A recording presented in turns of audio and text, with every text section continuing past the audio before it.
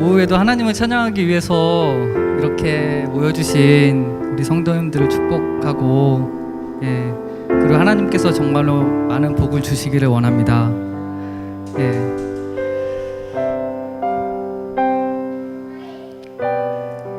우리가 살아가면서요, 그런 게 되게 많은 것 같아요. 무언가를 하기 위해서 어떻게 보면 쫓고 가는 게 되게 많은 것 같거든요. 내가 이루고 싶은 것들, 아니면 갖고 싶은 것들. 근데 실제로 그런 거를 이루고 나서도 정말 사람의 욕심이 끝이 없다 보니까 계속 더 큰 거를 추구하게 되고 더 많은 것을 바라게 되는 것 같더라고요. 그렇기 때문에 우리가 정말 이 세상 가운데서는 어떠한 것을 하더라도 항상 채워지는 부분이 없는 것 같고 뭔가가 부족한 것 같고, 근데 하나님께서는 저희에게 그 영원히 마르지 않는 샘물을 주시는 것 같이, 하나님의 말씀을 생각하고 하나님을 찬양할 때 참 기쁨이 넘쳐나는 것은 많잖아요, 그렇죠? 그 기쁨을 우리 새함교회 성도님들이 다 같이 함께 누렸으면 좋겠습니다.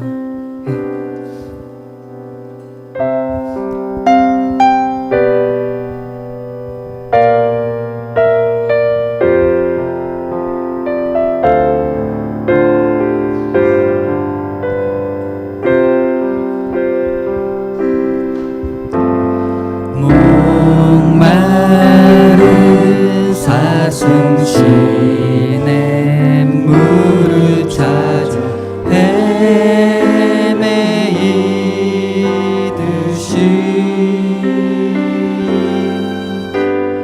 내 영혼 주를 찾기에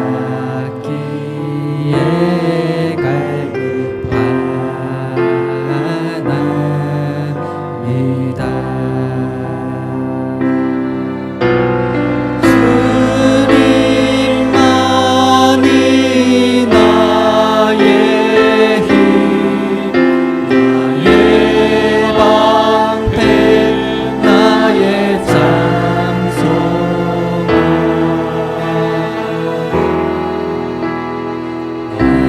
나의 몸 정성 다바 주셔서 주님 경배합니다. 금보다 귀한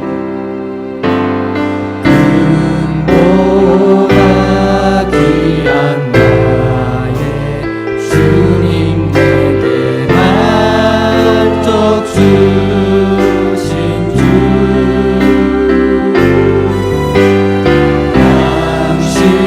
당신만이 나의 기쁨 나의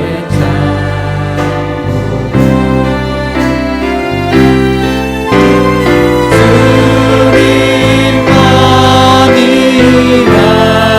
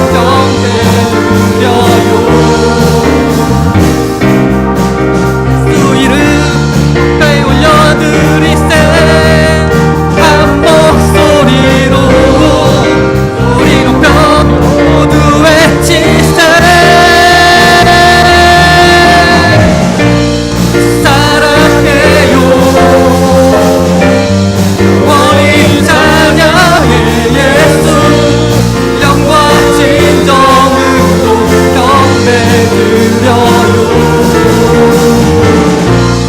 사랑해요. 영원히 찬양해 예수.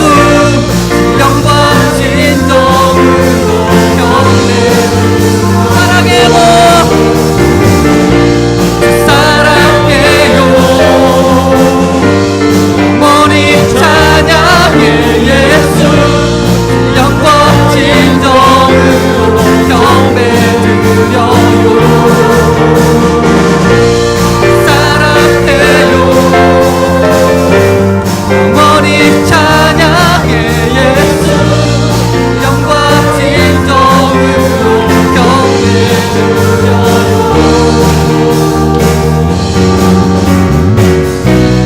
주의 이름을 찬양해. 주의 이름을 찬양해. 영화로운 주 이름 찬양.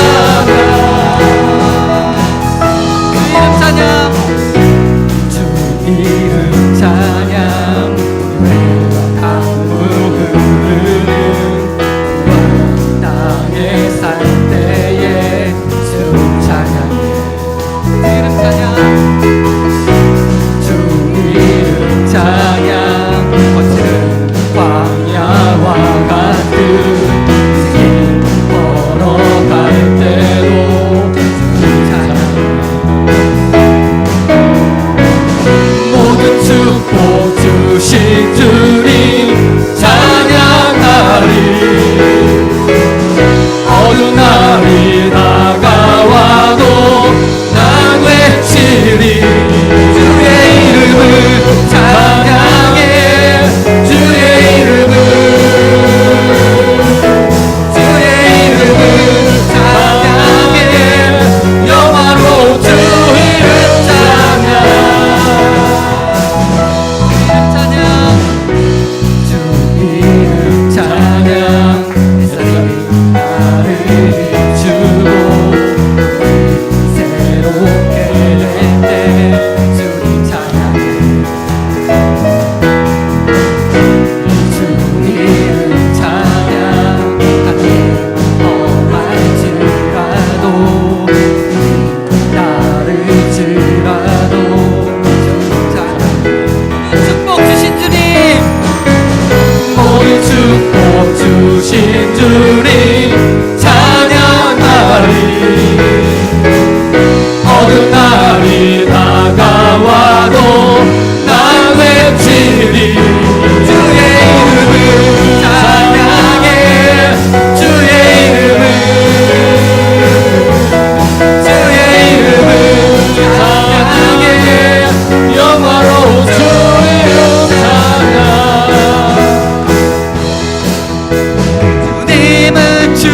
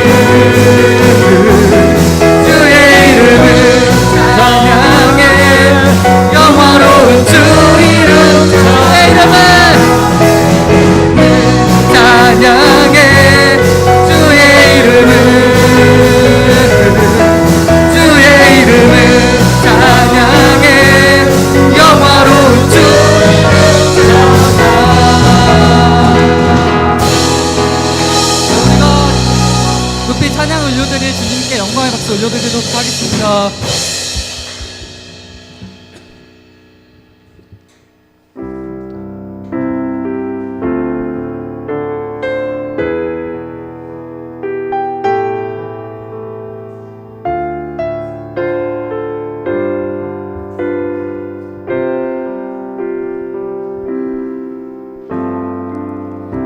무한 시절 지날 때 깊은 한숨 내쉴 때 그런 풍경 보시며 다시 가는 분 있네. 그와 같이 너희를 버려두지 않으리. 내가 너희와 영원히 함께 하리라. 성령이 오셨네. 성령이 오셨네. 내 주에 보내신 성령이 오셨네. 우리 인생 가운데 진히 찾아오셔서 그 나라 꿈꾸게 하시는 억눌린 자가 진짜 억눌린 자가 진짜 자유함이 없는 자 피난처가 되시는 성령이 계시네. 주의 영이 계신 곳에 잠자유가 있다네. 진리의 영이신 성령이 오셨네. 성령이 오셨네. 성령이 오셨네. 내 주에 보내신 성령이 오셨네. 우리 인생 가운데 진히 찾아오셔서 그 나라 꿈꾸게 하시네. 성령이 오셨네. 성령이 오셨네. 내 주에 보내신 성령이 오셨네. 우리 인생 가운데 진히 찾아오셔서 그 나라 꿈꾸게 하시네. 오늘도 말씀 전해주신 박영식 전사님께서 기도하시므로 저희 오후 예배 하나님께 드리도록 하겠습니다.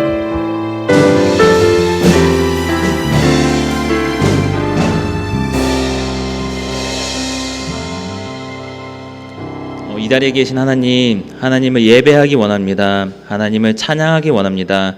주님, 우리의 예배를 받아주시고 특별히 이 시간 가운데 하나님을 만나는 그런 예배 시간 될 수 있도록 이 자리 가운데 함께하여 주시옵소서. 이 모든 기도 예수님의 이름으로 기도합나이다. 아멘.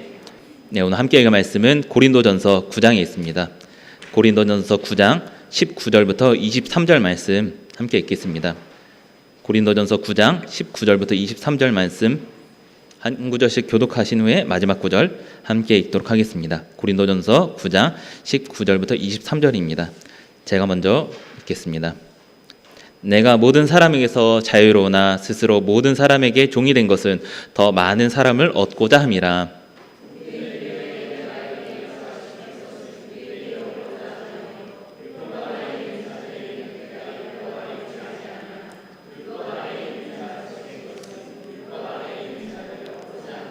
율법 없는 자에게는 내가 하나님께는 율법 없는 자가 아니요 도리어 그리스도의 율법 아래에 있는 자이니 율법 없는 자와 같이 된 것은 율법 없는 자들을 얻고자 함이라.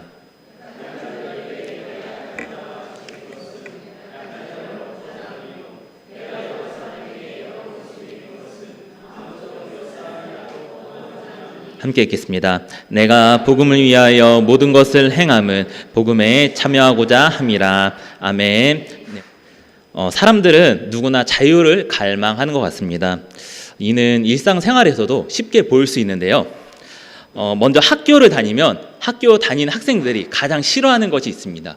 무엇을 싫어하죠? 네? 네, 맞습니다. 시험을 제일 싫어하죠. 뭐 선생님도 싫어할 수도 있는데요. 시험을 가장 싫어하는 것이 바로 학생들인 것 같습니다. 그래서 학생들은 항상 이 순간을 기대하는 것 같아요. 시험이 빨리 끝났으면 좋겠다. 이런 생각을 가지고 학교를 다니는 사람들이 바로 학생이지 않을까라는 생각이 들었습니다. 왜냐하면 시험이 끝나면은 내 마음대로 아주 자유롭게 놀 수 있거든요. 또 학교에 다니면은 이 학교에 얽매였기 때문에 학교를 빨리 벗어나고 싶은 그 죄성이라고 하면 좀 안 되겠지만 그런 욕망들이 학생들에게는 있는 것 같습니다. 그래서 빨리 학교를 벗어나고 싶다, 학교를 졸업하고 싶다, 이런 마음들을 이제 학생들이 대부분 가진 것 같고요. 대학교를 가서도 마찬가지인 것 같습니다. 대학교를 간다고 하지만 그곳에서도 시험이 있나요? 있죠. 더 많이 있습니다. 시험이 더 많이 있기 때문에 빨리 대학도 졸업했으면 좋겠다, 이런 자유를 갈망하는 마음들이 이제 대학생들에게도 있는 것 같고, 군대를 가서도 마찬가지인 것 같습니다. 이제 군대를 가면은 바로 들어간 순간부터 바로 어떤 생각을 가지냐면은 빨리 전역하고 싶다, 아직 700일이나 남았는데 빨리 전역하고 싶다, 이런 생각을 이제 사람들이 가진 것 같습니다. 그런 생각들을 왜 가진 것일까요? 아마 사람들은 자유롭고 싶은 그런 마음들이 이 마음 가운데 있기 때문에 그런 것이 아닐까 생각이 들었습니다. 또한 결혼에서도 마찬가지인 것 같은데요. 이제 영화 배우 중에 차태현이 이런 유명한 말을 했습니다. 이제 결혼에 대해서 이야기를 하다가 이제 결혼에 대해서 이야기하니까 결혼에 대해서 좋은 점은 100가지가 있다. 100가지 중에 99가지가 좋다. 그런데 딱 한 가지 안 좋은 점이 있는데 이 한 가지가 좋은 점 99가지를 이긴다고 했는데요. 이 한 가지가 뭐일까요? 자유입니다. 제가 그렇다는 건 아니고요. 차태현이 그런 말을 했습니다. 아마 많은 분들이 공감했을 수도 있는데요. 네, 이런 것처럼 아마 남편분들도 대부분 자유를 아마 원하고 싶은 그런 마음들이 있는 것 같습니다. 아마 제 주변에서 많이 봤고요. 저는 그렇지 않습니다. 저는 지금 일상에 굉장히 만족하고 있고요. 네, 사랑합니다. 그런 것처럼 이제 누구나 그런 자유들을 갈망하는 마음들이 있는데요. 이제 오늘 본문 고린도 전서는 이제 고린도 교회의 사도 바울이 쓴 편지입니다.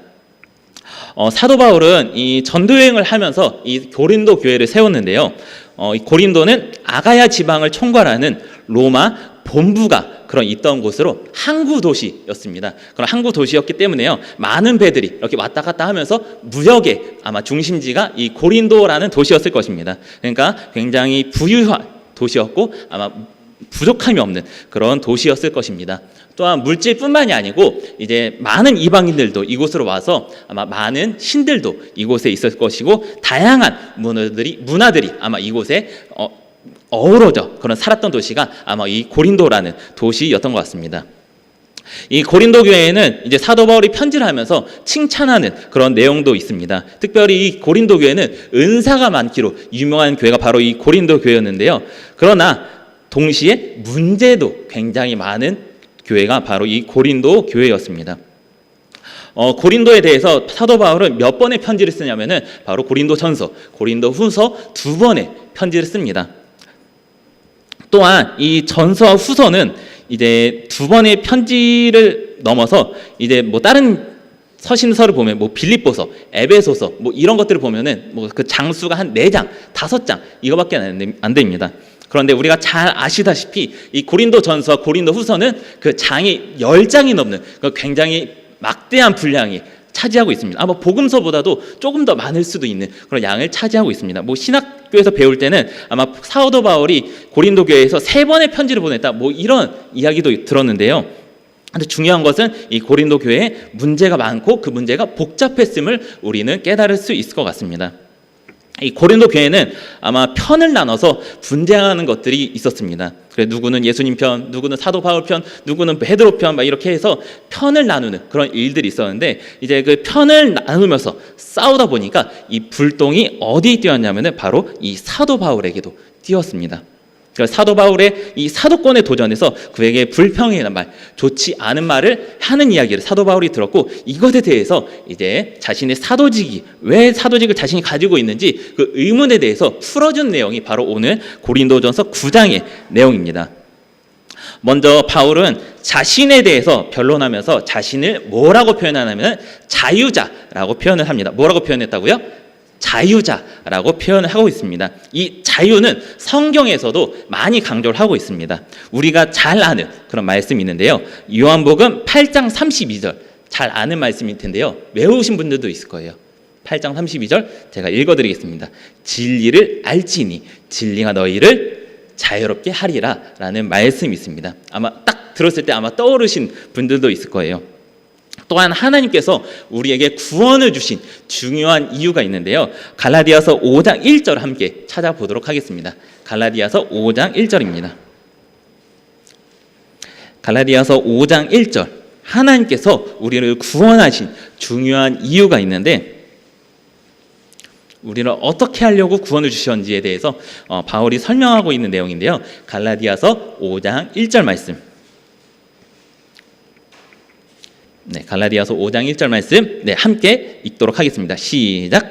그리스도께서 우리를 자유롭게 하려고 자유를 주셨으니 그러므로 굳건하게 서서 다시는 종의 멍에를 매지 말라. 아멘. 성경은 구원받은 우리가 참된 자유자라고 설명하고 있습니다. 또한 그렇게 구원받지 못한 사람들은 자유가 없는 사람이라고 말하고 있습니다. 구원받지 못한 사람들은 세상의 멍에를 그런 종과 같다라고 사도 바울은 표현하고 있는 것입니다. 하나님 안에 있는 것이 바로 참된 자유를 누리는 것입니다.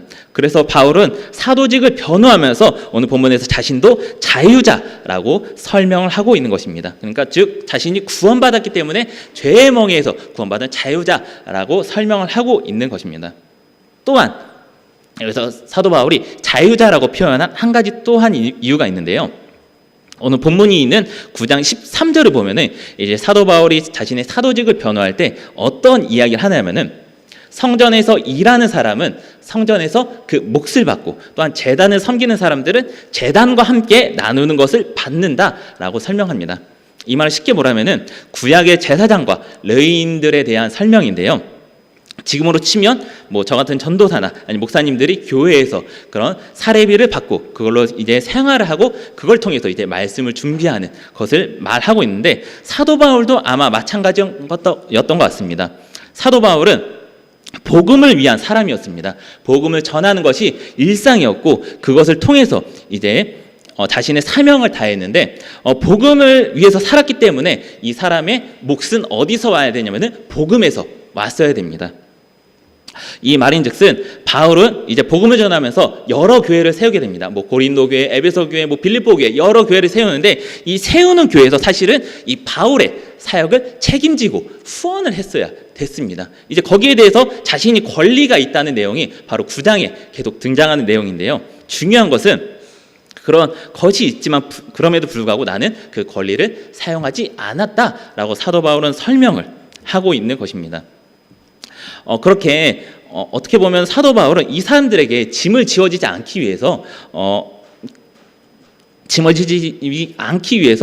자신 스스로 일을 하면서 그렇게 전도 사역을 감당했었는데, 그럼에도 불구하고 고린도 교회 성도들은 자신의 교회를 세워준 바울의 그 은혜를 잊어버리고 배은망덕한 은혜, 배은망덕한 질문을 오늘 했던 것입니다.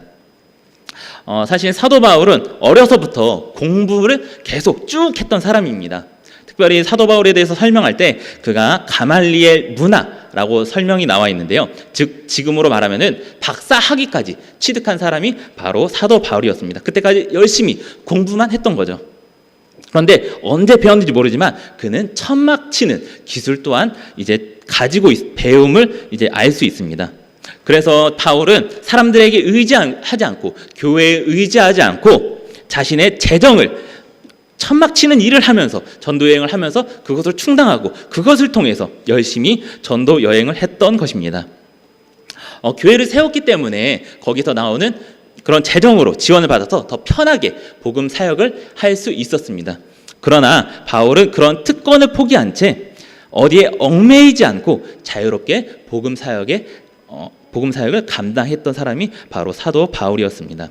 즉 이것은 사람에 얽매이지 않았던 그런 자유를 이 사도 바울은 가지고 있었고, 사람이 아닌 하나님만 의지하면서 그렇게 전도 여행을 했던 사람이 바로 사도 바울이었습니다. 또한 바울은 누구에게도 폐를 끼치는 것을 싫어하는 그런 성격을 가지고 있었기 때문에 이런 심정은 데살로니가 2장 9절 그리고 데살로니가 후서 3장 7, 8절에도 이런 것들이 잘 나타나 있습니다. 사도 바울은 없으면 굶었고 다 떨어지면 걸었지 오히려 남에게 손을 내밀어서 나에게 지원을 해주세요, 이렇게 하지 않았던 사람이 바로 사도 바울이었습니다. 이렇게 사도 바울도 하나님을 의지했지만 하나님께서도 우리에게 원하시는 것은 바로 우리가 사람을 의지하는 것이 아니라 하나님을 의지하기 원하시는 분이 바로 하나님이십니다. 특별히 아브라함에 대해서 살펴보면은 그것에 대해서 살펴볼 수 있는데요. 이제 하나님께서는 아브라함에게 본토를 떠나 가나안 땅으로 오라고 말씀하십니다. 즉 이제 하나님께서 그를 부르셨는데요. 아브라함이 본토에 있었으면은 자신의 부모와 그리고 친척들 그리고 아마 고향에 의지했을 것입니다. 그리고 그때 당시 아브라함이 살았던 곳은 굉장히 발전된 도시에 살았었기 때문에 아마 그것에 이 아브라함을 의지할 수도 있습니다. 그러나 가나안 땅은 어떤 땅이었습니까? 황무지라서 유목 생활을 해야 되는 땅이었습니다. 또한 기근도 자주 오는 땅이라서 애굽으로 피난하는 일이 빈번했던 곳이 바로 가나안 땅이었습니다. 그렇게 하나님께서 이 아브라함을 가나안 땅으로 부르신 이유는 바로 사람을 의지할 것이 아니라 너가 나를 의지해라, 하나님을 의지하라고 하나님께서 이 사도바울이 아니라 아브라함을 부르신 것입니다. 네, 말 헷갈리네요. 이후에 이 아브라함은 어떻게 보면 재산이 별로 없을 수도 있지만 이후에 그의 재산은 너무나 많아져 조카 롯과 갈라서지 안 될 정도로 재산이 많아지는 것을 볼 수 있고, 또한 다른 나라와 전쟁을 할 정도로 이제 그가 가진 재산이 그리고 밑에 있는 하인들이 많아짐을 볼 수 있습니다. 이처럼 하나님께서는 사람이 아닌 하나님을 의지하는 사람을 채워주시고 공급해 주시는 분이 바로 하나님이십니다. 이렇게 하나님만 의지하다 보면은 어떻게 보면 넉넉하게 채워지지 않을 때도 있는 것 같습니다. 그러나 중요한 것은 하나님께서는 우리에게 필요한 만큼 채워주시고 정확한 하나님의 시간에 채워주실 분이 바로 하나님이실 것입니다. 그렇게 다른 것을 의지하는 것이 아니라 하나님만 의지할 수 있는 저희 세안교회 모두가 되었으면 좋겠습니다. 바울은 자신이 자유인이라고 말하면서 좀 바로 뒤에는 좀 어울리지 않는 말을 하는데요. 이제 스스로 모든 사람의 종이 되었다라고 설명합니다. 자유인은 어떻게 보면 그냥 말 그대로 자유한 사람인데, 종이 됐다는 말은 이 종은 자유가 없는 사람입니다. 자유가 되자마자 다시 내가 자유가 없는 사람이 되었다라고 사도 바울은 좀 아이러니한 말을 하고 있는데요. 이것은 신명기 15장을 보면은 조금 그것을 이해할 수 있습니다. 이제 신명기 15장에는 이제 종에 대한 법규가 나오는데요. 이제 어떤 종이 있습니다. 그래서 이 히브리 종들에게는 이제 주인을 위해서 6년 동안 일하고 7년째 되는 안식일에 이 종들에게 주인은 자유를 줬어야만 했습니다. 그렇게 자유를 찾는 종들도 많았는데, 어떤 종들은 이렇게 말하는 사람도 있었다고 합니다. 주인님, 제가 지나간 6년 동안 생활을 해보니까 주인님하고 정도 많이 들었습니다. 주인님하고 저는 한평생 함께하고 싶습니다. 이런 종들도, 그러니까 주인과 머물러고 싶어 했던 종들도 있었다고 합니다. 이 말은 들은 주인은 이제 그 종을 데리고 와서 귀에다가 송곳으로 구멍을 뚫는, 그러니까 영원한 종에 대한 표시를 이 종에게 남겼다고 합니다. 이 종은 어떻게 보면 자신은 자유할 수 있었지만 이 자유를 포기하고 주인에게 반납하고 스스로 자원해서 주인의 종이 된 것입니다. 주인에 대한 애정 때문에 그 자유를 반납하고, 주인에 대한 그 사랑 때문에, 충성 때문에 이것들을 반납하고 한평생 주인을 위해서 살겠다고 결단한 종이 바로 이러한 종들인 것입니다. 아마 사도 바울은 이러한 의미로, 이러한 같은 맥락으로 아마 자신이 종이다라고 설명했던 것 같습니다. 특별히 우리에게도 자유가 생기는 일들이 많이 있는 것 같습니다. 특별히 방학이 되거나 갑자기 쉬는 날이 되거나 아니면 이번 명절처럼 일주일 이런 쉬는 일들이 우리에게 있을 수 있습니다. 그런데 중요한 것은 이렇게 쉬는 날에 우리는 무엇을 하고 계신가요? 이런 명절 때는 뭐 사람들을 만나야 되는 그런 일상일 수도 있지만 만약에 우리가 한 달을 쉰다면, 우리가 1년을 쉰다면, 갑자기 우리가 계속해서 쉬게 된다면 우리는 어떤 일들을 하시나요? 누군가는 누워서 푹 잘 수도 있습니다. 혹은 만나지 못했던 사람을 만날 수도 있습니다. 혹 어떤 사람들은 게임을 하거나 어떤 사람들은 SNS를 하면서 시간을 낭비하는 사람도 있을 수 있습니다. 혹은 밀렸던 드라마를, 보지 못했던 드라마를 보거나 아니면은 여행을 훌쩍 떠나는 사람들도 있을 수 있습니다. 물론 이런 것들을 하지 말라는 것이 아닙니다. 이런 것들도 우리 삶에 필요하고 우리 삶에 활력소를 주는 것입니다. 그런데 중요한 것은 이렇게 자유할 때 우리가 어떤 마음가짐을 가지고 살아가는지가 중요한 것 같습니다. 우리의 삶이 어디에 초점을 맞추고 있는지가 중요한 것 같습니다.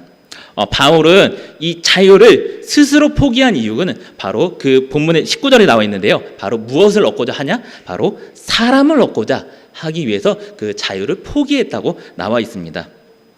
즉 사람을 얻는다는 것은 그 사람의 마음을 그렇게 얻는다는 것입니다. 바울은 종의 마음으로 섬긴다면, 바울처럼 종의 마음으로 섬긴다면 아마 움직이지 않을 사람도 없을 것입니다.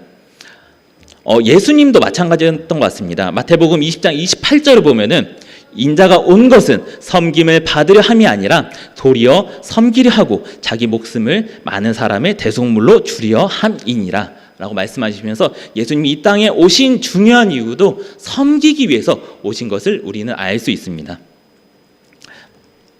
이제 1800년도에 미국에 엘라이저 캐슬이라는 분이 있었습니다. 이제 이분은 의사로서 이제 교회에서는 평신도 지도자였고 이제 자신의 직업에서도 모범적인 그런 삶을 살면서 교회에서 열심히 봉사하시고 특별히 전도에 대한 그런 열정을 가지고 계신 분이었다고 합니다. 이제 병원에서 많은 환자들이 진료하면서 영적 질병도 내가 치유해 주자라는 마음으로 그렇게 전도자로서의 사명을 감당했었다고 합니다. 그렇게 이제 열심히 복음과 전도를 하다가 이제 한 환자의 질문을 받게 되는데요. 환자가 이렇게 물었다고 합니다. 선생님, 돈을 버는 것보다 그렇게 전도하는 것이 그렇게 좋습니까? 라고 이렇게 물었을 때 이분은 이렇게 대답을 했다고 합니다. 그렇고 말고요. 우리는 이 땅에서 나그네 아닙니까? 나그네 인생에서 영원 구원보다 더 가치 있고 고귀한 일이 어디에 있습니까? 특별히 전도는 천사도 흠모하는 일입니다. 라고 이렇게 대답을 했다고 합니다. 그런데 이 곁에 있었던 한 사람이 있었는데요. 이 의사의 부인이 그 이야기를 들었다고 합니다. 그래서 이 천사도 흠모하는 말이라는 것에 굉장히 감명을 받아서 이제 집에 돌아와서 이 남편에게 그 아까 말이 너무나 나한테 감명이 깊었는데 그 말을 시로 쓰면은 내가 작곡을 한번 해볼게요 라고 이렇게 대답을 했고 이제 이 부인이 전공이 음악이었기 때문에 이 부분은 이 고백을 찬송으로 만들었다고 합니다. 이 찬송이 바로 508장 우리가 지금은 나그네 되어도 라는 찬송이라고 합니다. 마태복음 5장 16절은 이렇게 나와 있습니다. 이같이 너희 빛이 사람 앞에 비치게 하여 그들로 너희 착한 행실을 보고 하늘에 계신 너희 아버지께 영광을 돌리게 하라 라고 나와 있습니다. 착한 행실만으로는 전도가 되지 않을 수도 있다고 생각할 수 있습니다. 그러나 우리들이 섬긴다면, 특별히 바울처럼 종처럼 사람들을 섬긴다면 우리 통해서 많은 사람들이 변화가 될 것입니다. 우리 통해서 예수님을 볼 수 있을 것입니다. 그것이 우리 가정 가운데, 우리 학교 가운데, 우리 직장 가운데 일어나기를 소망합니다. 바울은 복음으로 자유한 사람이 되었지만 자신이 경험했던 복음을 많은 사람들에게 전하기 위해서 또한 그 많은 사람들을 얻기 위해서 스스로 종이 되었다고 고백했습니다. 특별히 이 바울의 초점은 바로 어디에 있었냐? 바로 이 복음, 전도에 계속 있었던 것입니다. 또한 바울은 사람들을 섬기는 것을 넘어서 이제 더 많은 사람들을 얻기 원했는데요. 이제 그는 율법 아래에 있지 않으면서도 유대인들에게는 그 나름으로 민감하게 적용해서 복음을 전했고, 또한 유대인이 아닌 사람들을 향해서는 복음 전파와 전도를 위한 그런 접촉을 계속하면서 선교의 노력으로 계속 문화적인 접촉을 했던 사람이 바로 사도 바울이었습니다. 바울은 모든 사람에게는 자신의 원리를 적용시키는데, 유대인에게는 율법 아래에 있는 자들에게는 내가 유대인과 같이 되었다. 그는 어떤 경우에는 율법을 따르면서 유대인들을 설득시켜 그리스도를 믿게 하는 그런 일들을 하였습니다. 또한 유대인이 아닌 이방인들에게는 이방인과 같이 행한 사람이 바로 사도 바울이었습니다. 그렇게 그 사람에 맞춰서 그런 전도를 했던 사람이 바로 사도 바울이었습니다. 이런 것들은 초기 선교사님들의 모습에서도 많이 볼 수 있는데요. 이제 중국에서 선교사 중에 최고로 꼽히는 선교사가 어떤 분이냐면은 허드슨 테일러라는 분이 있습니다. 이제 1832년에 이제 영국에서 태어나신 분인데요. 이분은 이제 21살의 나이에 이제 중국에 가는 배에 오르게 된다고 합니다. 그래서 그 전에 이제 중국이라는 책을 접하고 중국 선교에 대한 소망을 품고 21살의 나이에 이제 중국으로 가는데요. 이 허드슨 테일러 선교사님이 중국에 갔을 때 중국의 상황은 굉장히 안 좋았다고 합니다. 특별히 태평 천국의 난과 홍건적의 침입이 절정에 이르렀던 그런 시기였기 때문에 사회적으로나 아니면 정치적으로 매우 혼잡스럽고 어려운 시기였다고 합니다. 그래서 이 선교사님이 길거리를 걷어가도 총탄의 소리가 귓가에 자주 왔다 갔다 했고, 또한 대포알도 집 근처에 떨어지는 그런 일이 다반사였다고 합니다. 그런 가운데서도 이 허드슨 테일러 선교사님은 무모할 정도의 담대함으로 오직 성경만을 들고 그런 위험했던 상해 전역을 돌면서 무려 10회 이상의 전도 여행을 했다고 합니다.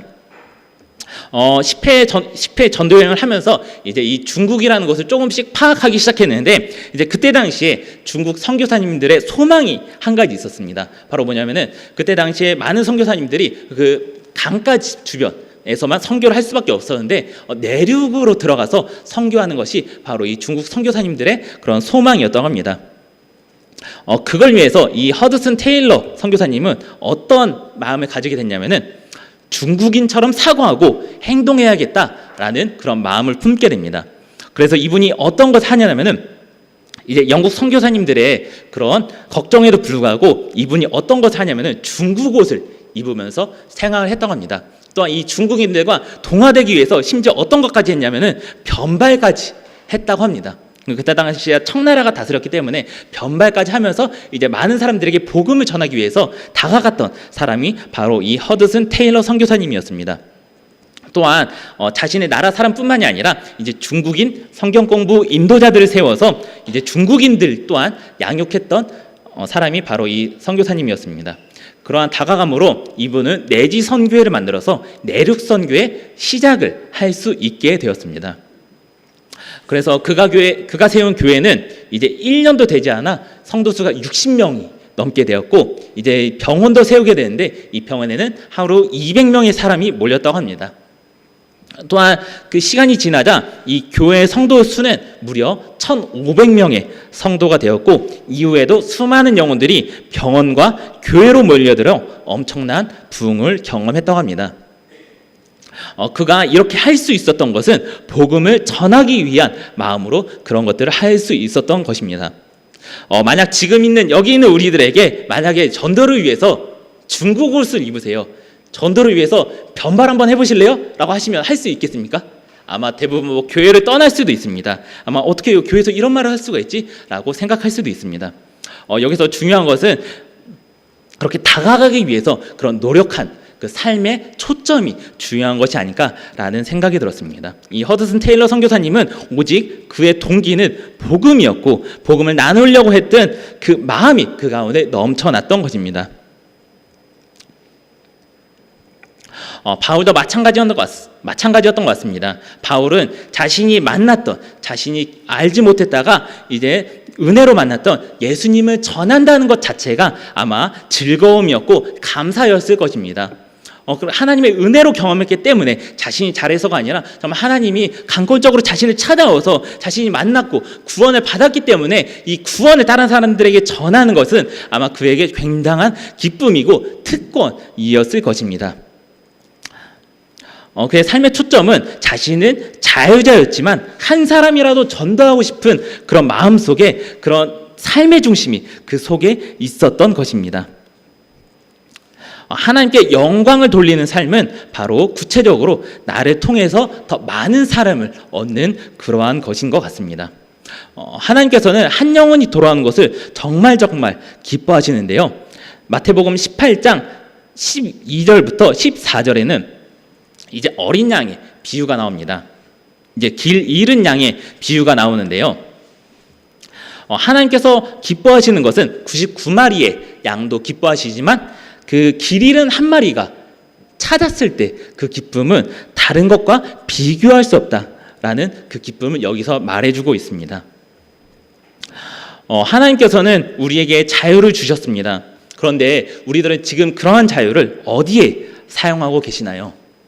혹시 나만을 위해서 그런 자유를 사용하고 싶지 않나요? 복음을 나만 소유하고 있지는 않은가요?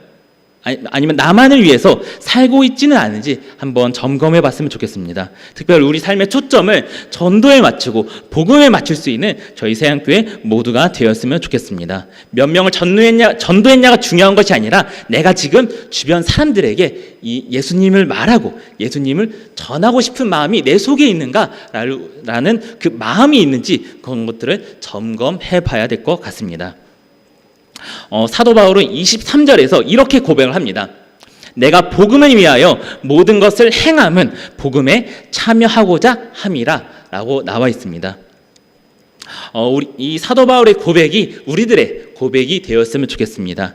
다른 것에 참여하는 것이 아니라, 세상적인 성공이 아니라 정말 이 복음에 참여하는 것에 우리의 인생이 초점을 맞추고 그렇게 살아갈 수 있는 저희 세안교회 모두가 되었으면 좋겠습니다. 그래서 사도 바울이 이렇게 고백했던 것처럼 정말 나도 복음에 참여하고 싶습니다 라고 고백할 수 있는 저희 세안교회 모두가 되었으면 좋겠습니다.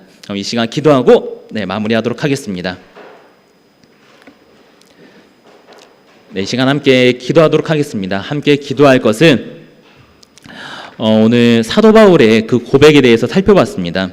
사도 바울은 자유인의 신분이었지만 정말 그는 이 자유를 자신을 위해서 사용한 것이 아니라 바로 복음, 바로 예수님을 위해서, 전도를 위해서 사용했던 사람이 바로 사도 바울이었습니다. 아마 그에게는 정말로 이 예수님을 전하고 싶은 마음이 마음 가운데 넘쳤을 것 같습니다. 다른 사람들을 만나더라도 내가 여기서 어떻게 하면 복음을 잘 전할 수 있을까? 이 이방 사람들에게는 어떻게 복음을 잘 전할 수 있을까라는 고백을 하면서, 고민을 하면서 살아갔던 사람들이 바로 사도 바울이었던 것 같습니다. 내가 어떻게 하면 돈을 잘 벌을까? 어떻게 하면 사람의 인기를 얻을까? 이런 고민이 아니라 정말로 하나님을 위한 고백, 예수님을 위한 그런 고민을 하며 살아갈 수 있는 저희들이 되었으면 좋겠습니다. 특별히 기도할 때 우리 가운데 전도하고 싶은 대상들이 있을 수 있습니다. 먼저 그 영혼을 위해서 함께 기도했으면 좋겠습니다.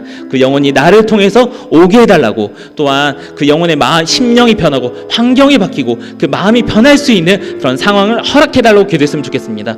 또한 내 주변에 그렇게 하나님의 눈으로 그 영혼을 바라보고 하나님께서 원하시는 영혼의 그 사람들에게 복음을 전할 수 있는 내가 되게 달라고, 그 영혼들에게 정말 예수님을 전해서 이 복음은 나만 간직한 것이 아니라 정말로 모든 사람들에게 전할 수 있는 우리 세상교회 모두가 되게 달라고, 내가 되게 달라고 이 시간 주여 한번 외치고 함께 기도하도록 하겠습니다.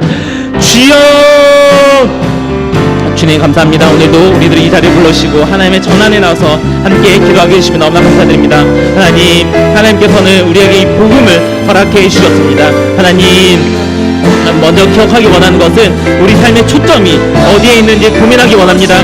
주님, 다른 것이 아니라 오직 하나님께 우리의 초점을 드릴 수 있는 저희들 될 수 있도록 우리들을 인도하여 주시옵소서. 하나님, 우리 가운데 일하여 주시고, 하나님, 우리 주변에 믿지 않는 많은 사람들이 있습니다.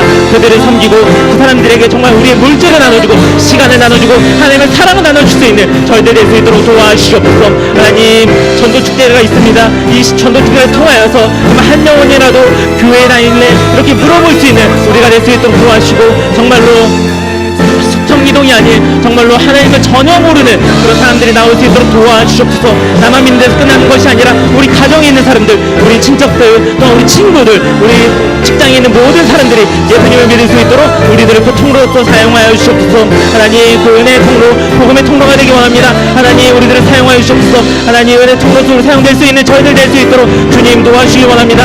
하나님 그렇게 하나님께서 나를 통해서 일하시길 소망합니다. 주님 우리에게 주신 자유를 하나님에서 사용할 수 있는 저희들 될 수 있도록 우리 가운데 함께 해주시고 하나님 우리를 통하여서 일하여 주시옵소서. 하나님 복음전파의 삶을 감당하며 거기에 우리 삶의 초점이 거기에 있을 수 있는 저희들 될 수 있도록 우리 가운데 함께하여 주시옵소서.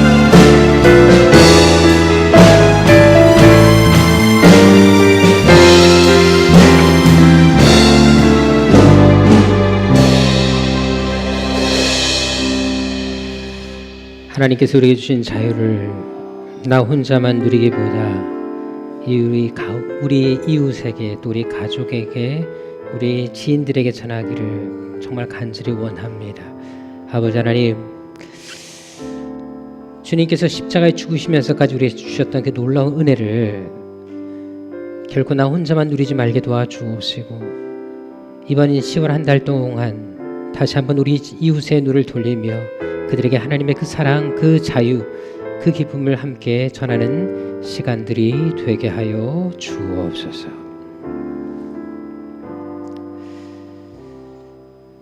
여호와는 너에게 복을 주시고 너희를 지키시기를 원하며 여호와는 그 얼굴로 너에게 비추사 은혜 부시기를 원하며 여호와는 그 얼굴을 너에게로 향하여 드사 평강 주시기를 원하노라. 아멘.